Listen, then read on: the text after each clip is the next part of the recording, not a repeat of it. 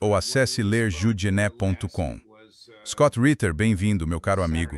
Da última vez que conversamos era sábado de manhã, a guerra havia acabado de começar e você nos deu sua visão do que havia acontecido e para onde aquilo caminhava. Como se sente 3 dias depois? Acho que as coisas que lhe disse se confirmaram. Antes de mais nada, como operação de mudança de regime, nós falhamos. Quero dizer, o propósito todo disso era a mudança de regime. E, em vez disso, o que fizemos foi fortalecer o regime iraniano mais do que alguém poderia imaginar. Se o objetivo de matar Ali Khamenei era levar os iranianos às ruas, nós conseguimos. Milhões de iranianos estão nas ruas hoje de luto pela sua morte. Nunca houve tanto apoio no Irã ao governo iraniano. E quanto mais bombardeamos o Irã, mais forte esse apoio fica. Quero lembrar as pessoas do impacto da campanha de bombardeios estratégicos contra a Alemanha durante a Segunda Guerra Mundial. Isso não quebrou a vontade dos alemães. Na verdade, tornou os alemães mais resistentes, mais resilientes e mais eficazes em sua produção. Na verdade, a produção de caças alemães aumentou durante os bombardeios porque eles criaram maneiras novas e melhores de fazer isso. O mesmo vale para o Irã. O Irã vem se preparando para este conflito há décadas. Há mais de 20 anos, desde 2005, quando Dick Cheney o ameaçou pela primeira vez com uma guerra existencial. E os preparativos já estão em curso. Com o Irã não existe uma escada de escalonamento. Eles foram direto à jugular.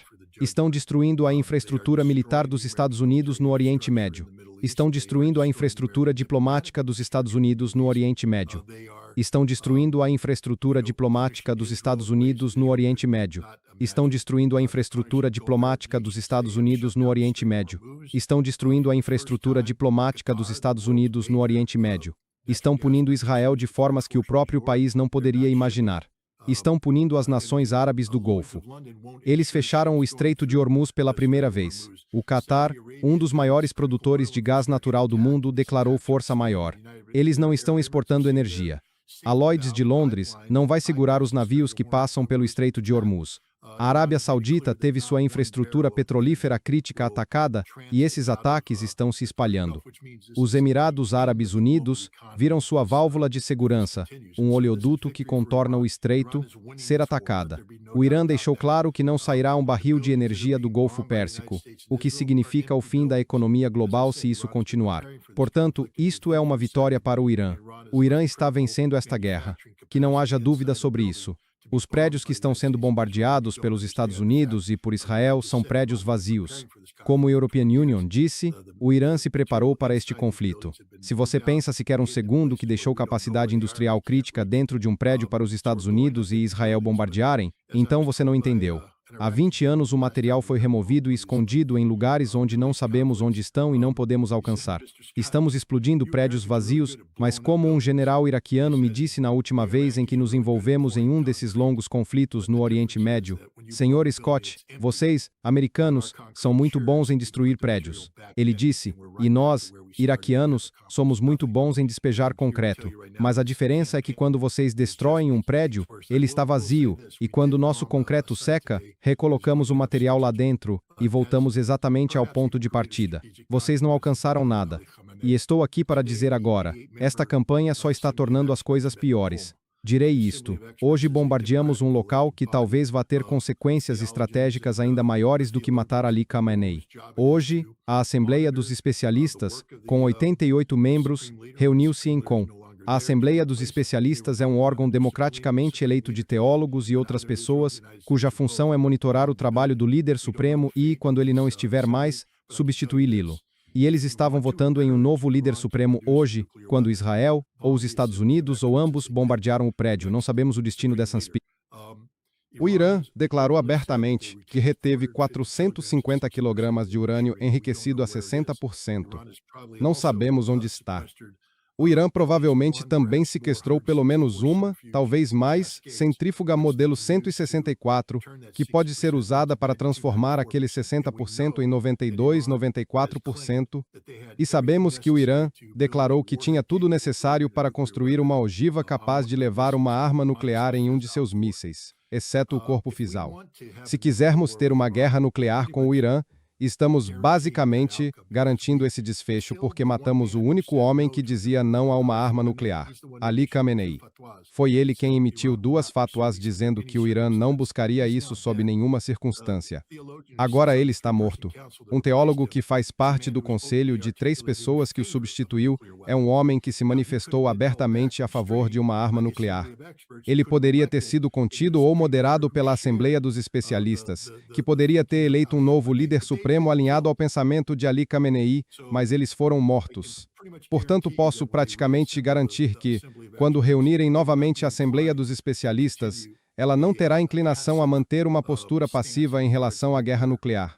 Os principais teólogos haviam aconselhado Khamenei que, em condições existenciais, as fatwas poderiam ser revertidas, que não seria contra a jurisprudência islâmica construir uma arma nuclear se essa arma pudesse ser usada para deter forças que buscam destruir a República Islâmica. Essas forças estão em jogo hoje, manifestadas no atentado contra a Assembleia de Peritos. Qual é a situação dos americanos e dos israelenses? Ou seja, eles vieram dos Estados Unidos que nós pagamos por isso. Os mísseis interceptores estão em falta.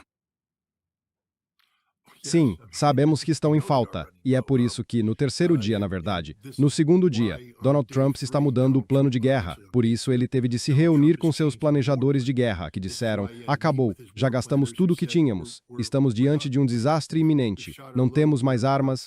E então Pete Hegseth o aconselhou, dizendo: não, nós temos mais armas, temos reservas globais. Pois bem, agora eles estão retirando estoques da Coreia do Sul e do Japão, levando mísseis de defesa de alta altitude e mísseis Patriot dos estoques de combate ali, o que significa que, quando você consulta o documento da Estratégia de Segurança Nacional promulgado pela administração de Donald Trump em novembro passado, que dizia que nossa missão militar primária é manter superioridade militar convencional em relação à China na primeira cadeia de ilhas e na segunda cadeia de ilhas, contra Taiwan, basicamente, agora estamos esvaziando essa superioridade convencional. Estamos nos enfraquecendo no Pacífico para sustentar a luta no Oriente Médio. Mas aqui vai outro ponto crítico. Não são apenas Israel e os Estados Unidos que estão ficando sem isso. Por exemplo, os Emirados Árabes Unidos compraram $2 bilhões em armas fabricadas nos Estados Unidos, um sistema de defesa antimísseis. Eles estão ficando sem isso e estão enviando um pedido de emergência aos Estados Unidos dizendo: precisamos de mais. Agora, lembre-se, os Emirados Árabes Unidos, junto com o Kuwait, o Bahrein, a Arábia Saudita, o Catar e outros, operam sob um guarda-chuva de segurança dos Estados Unidos, onde os Estados Unidos prometeram que o Irã nunca os ameaçaria enquanto os Estados Unidos estiverem na posição de que os Estados Unidos estão esvaziando sua frente no Pacífico. E para onde estão enviando esses mísseis? Não para os Estados Árabes do Golfo, mas para Israel. E isso é o insulto final, porque esses Estados Árabes do Golfo, que foram informados de que os Estados Unidos são seu verdadeiro amigo e aliado, estão conhecendo a realidade de que o único verdadeiro amigo e aliado que os Estados Unidos têm é Israel. Os Estados Unidos abandonarão todo o resto. E isso vai criar problemas políticos para o presidente no futuro. Erzanshima Spons, ponto cima stens, Estados diz, stens, stens, stens, stens, stens, stens, stens, stens. Stins, stins, stins, stins, stins, stins, stins, stins, stins, stins, stins, stins. Cerca de 1 hora antes de começarmos nossa conversa aqui, Scott, o presidente foi perguntado na sala oval qual é o pior cenário possível. Ele demorou um pouco para responder, mas, no decorrer da resposta, ele fez comentários que revelaram sua compreensão de como a guerra está indo. Estou sorrindo, porque você imagina o que ele diria, mas gostaria de saber sua opinião sobre isso. Chris, corte número 27. Qual é o pior cenário que vocês planejaram para o Irã? Bem, não sei se existe um pior cenário. Nós, de fato, os vencemos militarmente, do ponto de vista das Forças Armadas. Eles ainda estão lançando alguns mísseis. Em algum momento nem vão conseguir fazer isso, porque estamos atingindo todas as suas plataformas de lançamento. Estamos atingindo todo o estoque de mísseis deles. Sabe, eles acumularam todos esses mísseis nos últimos anos. Eles tinham muitos, eles dispararam muitos deles e nós estamos derrubando muitos. Acho que o pior cenário seria fazermos isso e depois alguém assumir tão ruim quanto o anterior, certo? Isso pode acontecer. Não queremos que isso aconteça. Provavelmente seria o pior. Você passa por isso e, 5 anos depois, percebe que colocou alguém que não é melhor. Ter uma noção precisa. ou realista de como estão as hostilidades lá? Não. De novo, digo não. European Union não tem o acesso às informações de inteligência. Mas posso dizer o seguinte, os iranianos vêm se preparando para este embate há 20 anos. E essa ideia, só quero lembrar o público. Sei que não devo ler os comentários, mas de vez em quando, European Union os vejo pessoas repetindo propaganda israelense, dizendo que os israelenses reduziram o Irã às suas últimas 12 plataformas de lançamento. Conte o número de mísseis disparados do Irã e garanto que é mais que 12. Então, logo de cara, essa conta não fecha. Mas, sabe, quando o European Union estava na Guerra do Golfo, na Operação Tempestade no deserto, estávamos tentando impedir que o Iraque lançasse mísseis contra Israel e a Arábia Saudita. Avaliamos que o Iraque tinha 19 lançadores móveis. No fim da primeira semana e meia, havíamos destruído 64. Sim, ouviu bem, 64, o que significa que não estávamos destruindo lançadores móveis, porque, primeiro, os iraquianos continuaram a disparar grandes volumes de mísseis, indicando que não houve intervenção significativa. A névoa da guerra é absoluta. Sempre há militares que acreditam estar realizando mais do que realmente estão.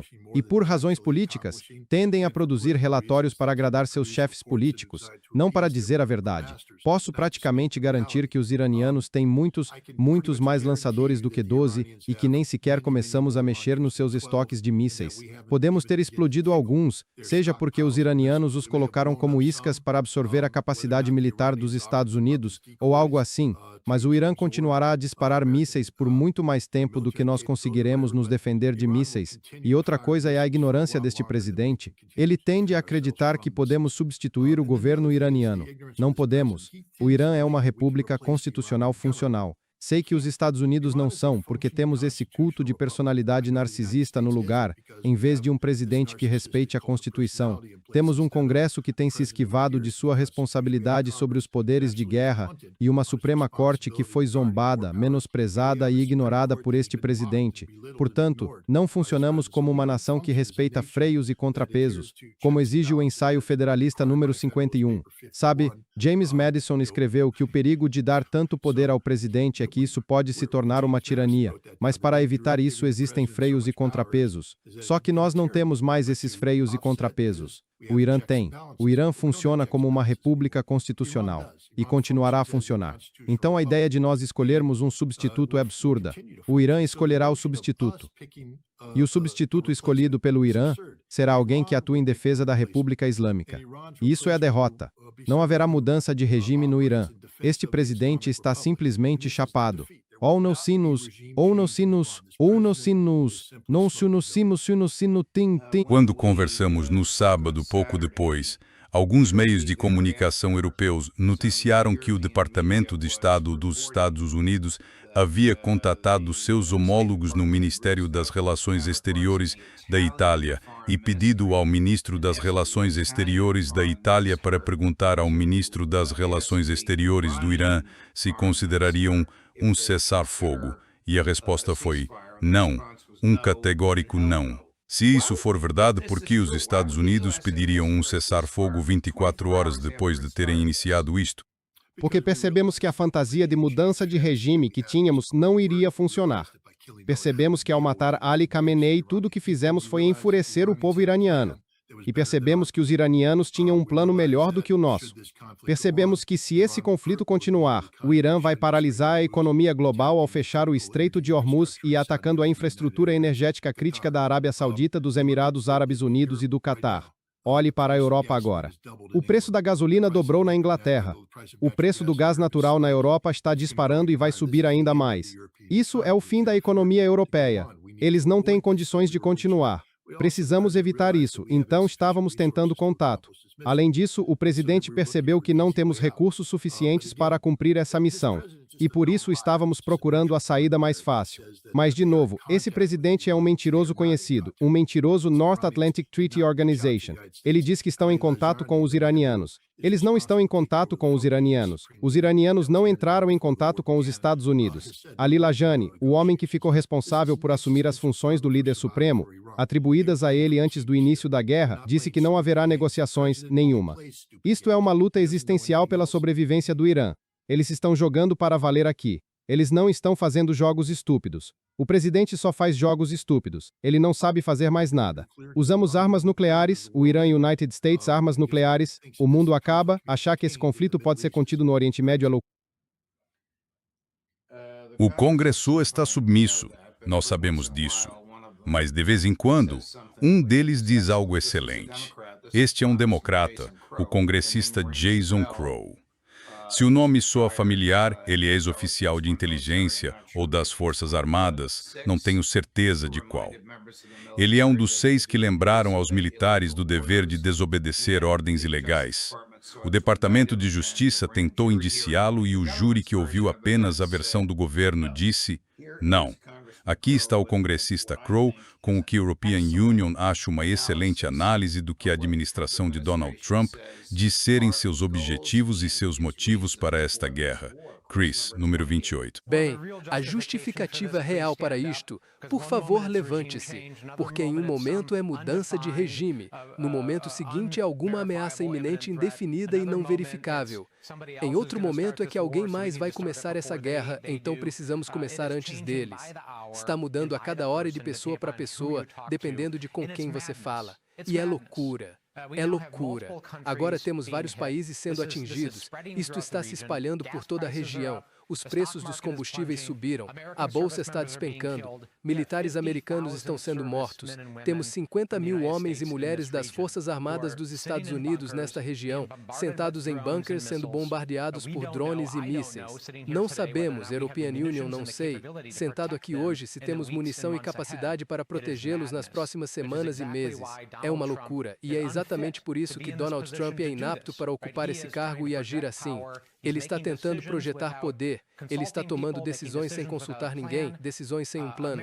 Americanos, nossas tropas merecem muito mais do que isso. O ensaio dos federalistas que você citou, Madison sustenta que, se o presidente pudesse tanto escolher a guerra quanto travá-la, ele não seria um presidente, seria um príncipe, e nós não elegemos um príncipe. Madison também afirmou que o Congresso deve iniciar a guerra, não ratificar uma guerra iniciada pelo presidente. Não são diferenças meramente semânticas.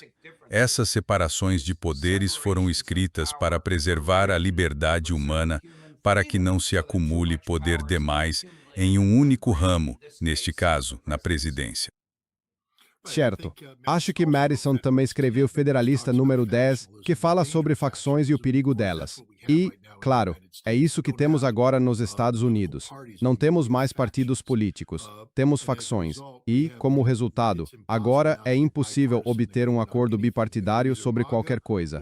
Ou você apoia o movimento Make America Great Again, ou não. Facções. E isso também é a morte da República. Madison foi um homem muito sábio. European Union queria que mais gente se familiarizasse com os escritos de Madison e com os dos autores que não só escreveram os Federalist Papers, mas também os Anti-Federalist Papers, porque estes nos deram a Declaração de Direitos. Mas a maioria dos americanos desconhece isso, porque desconhece a Constituição e por isso permanece em silêncio diante do colapso absoluto do que a América deveria ser. Este presidente nos mentiu desde o começo, por favor, vamos atacar. E, portanto, sabíamos que se Israel atacasse, o Irã responderia atacando menos. Então tivemos de antecipar a resposta iraniana ao ataque israelense. Mas ele mentiu, porque a decisão por esta guerra foi tomada quando Benjamin Netanyahu veio aos Estados Unidos. Talvez se lembrem de que falávamos sobre uma possível divisão entre Israel e os Estados Unidos. E European Union disse, não existe divisão, os Estados Unidos e Israel pensam da mesma forma.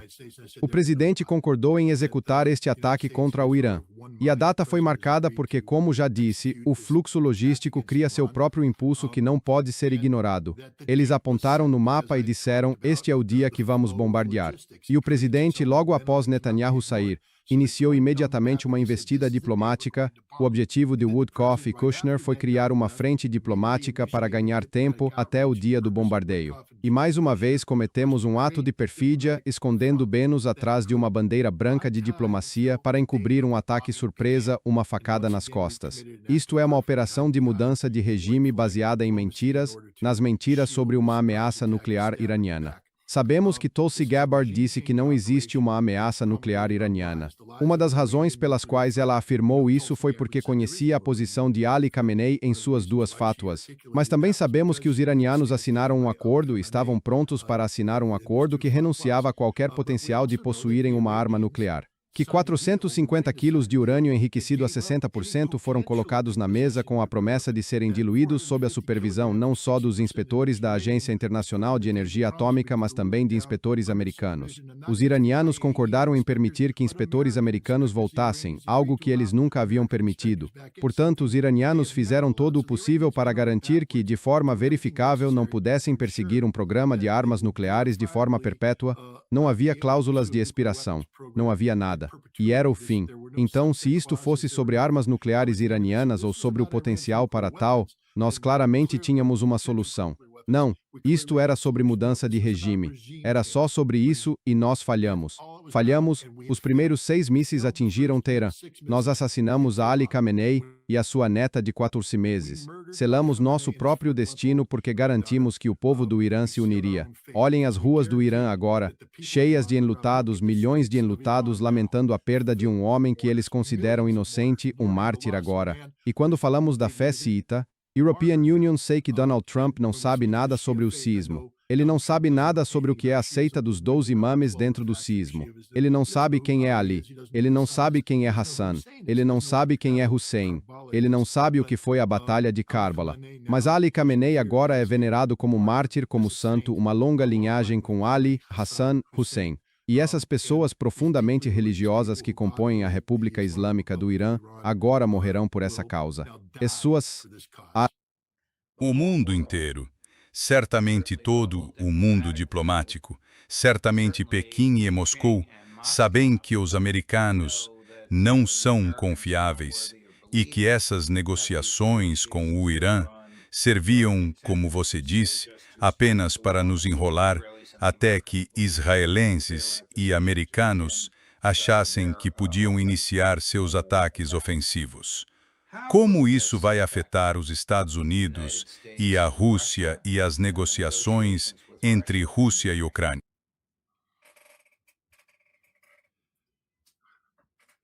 Tenho de ter cuidado com o que digo aqui, mas conversei com gente na Rússia que está em posição de saber. E a sensação agora é que Donald Trump é insano e que simplesmente não se pode confiar nele.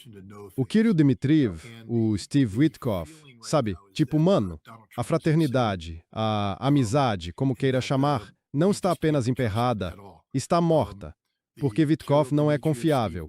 Ele foi exposto como mentiroso. Os russos estão enterrecidos com o que aconteceu aqui porque basicamente isso significa que os Estados Unidos não podem ser confiáveis.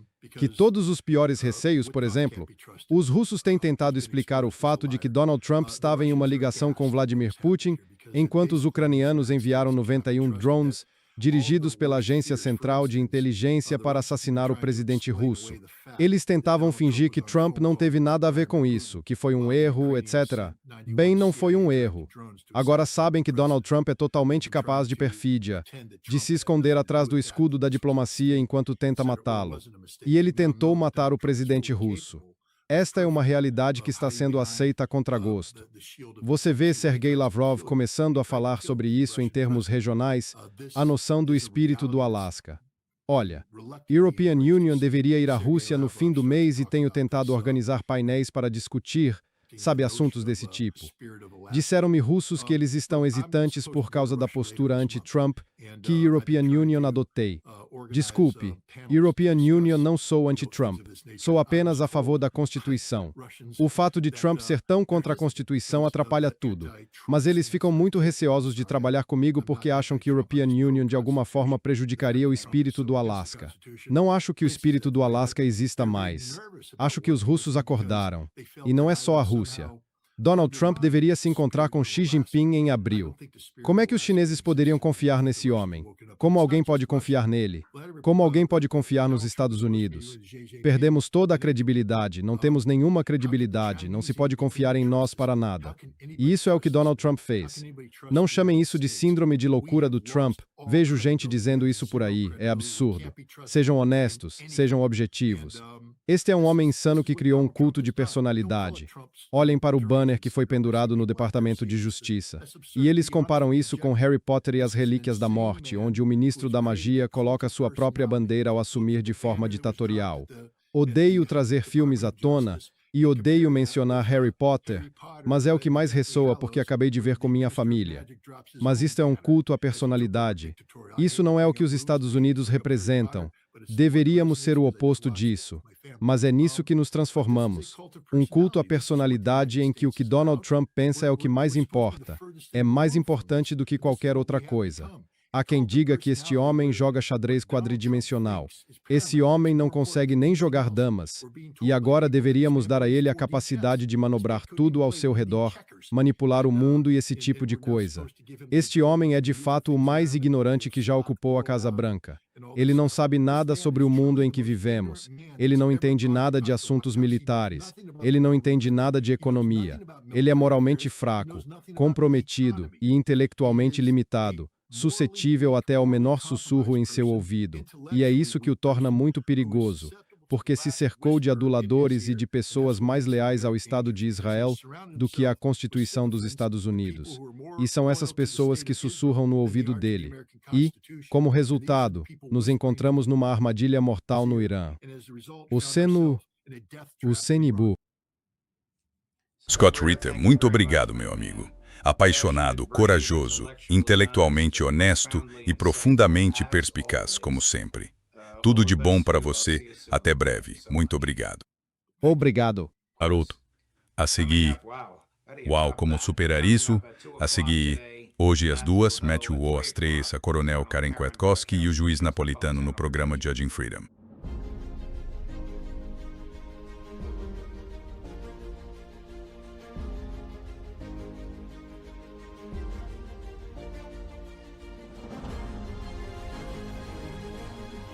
Obrigado.